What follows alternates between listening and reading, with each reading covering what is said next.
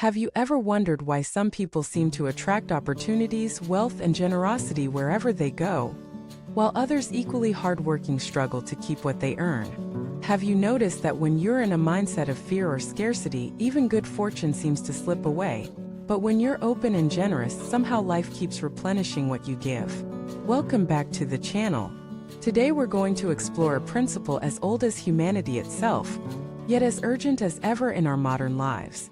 The way you use your heart determines the flow of your wealth.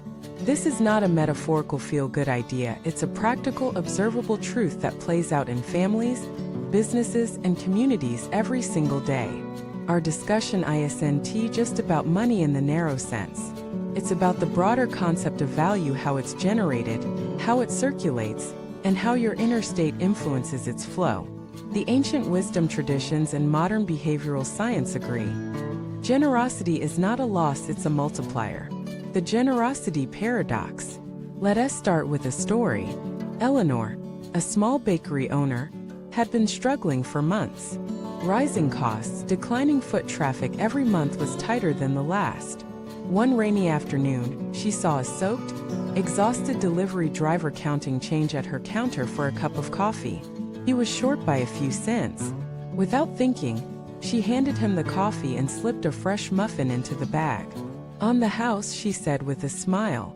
2 weeks later, that driver came back not as a customer, but as a connector. He had told his sister, who managed catering for a corporate office, about the kind bakery lady. Within a month, Eleanor had a standing weekly order from that office, large enough to stabilize her income. This is the paradox. Giving, when done with sincerity and without expectation, often returns to you multiplied. The act itself shifts something in both the giver and the receiver, creating ripples that move through the social and economic networks we're all part of. Why the heart matters. Money is not just numbers in an account, it's a form of energy. How you relate to it, whether with fear, greed, openness, or trust, affects how it flows in and out of your life. If you hoard from fear, you create stagnation. If you give with resentment, you create resistance. But when you give with genuine goodwill, you create a channel through which value can return. Neuroscience offers a fascinating angle here. Acts of generosity activate the brain's reward system, releasing dopamine and oxytocin. These chemicals not only make you feel good, they also lower stress and improve social bonding conditions that naturally increase your chances of attracting resources and opportunities. Practical pathways for using your heart well.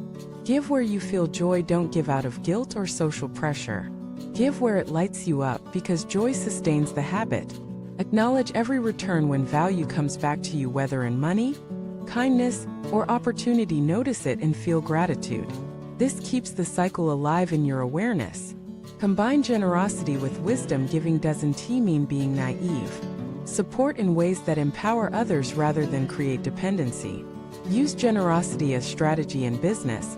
Well-placed generosity builds trust faster than any marketing campaign. Practice daily micro-giving, small gestures, a sincere compliment, sharing useful information build the muscle of openness.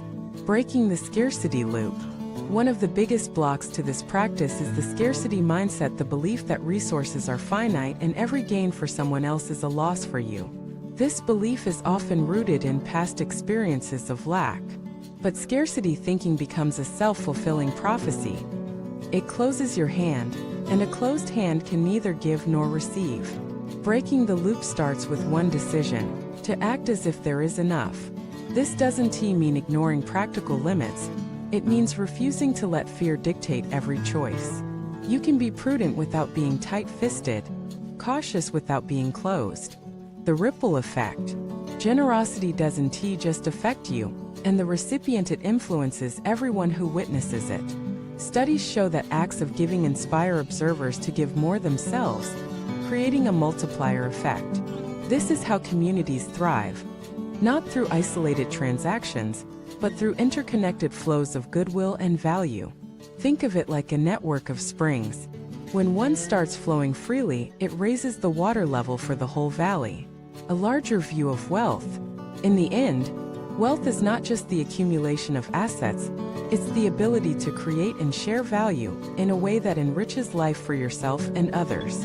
When you use your heart well, you don't just keep the money flowing, you keep meaning flowing. And meaning, unlike money, compounds infinitely. Closing reflection and invitation. So as you move through the days ahead, notice the opportunities to open your heart. They might look small: a kind word, a shared resource, a gift freely given, but these are the seeds from which unexpected abundance grows. And remember, this is not a one-way street. The energy you put out shapes the energy that finds its way back to you. Use your heart as the compass, and you may be surprised by how naturally wealth begins to find you. If you found value in today's discussion, I invite you to share it with someone who might need this reminder.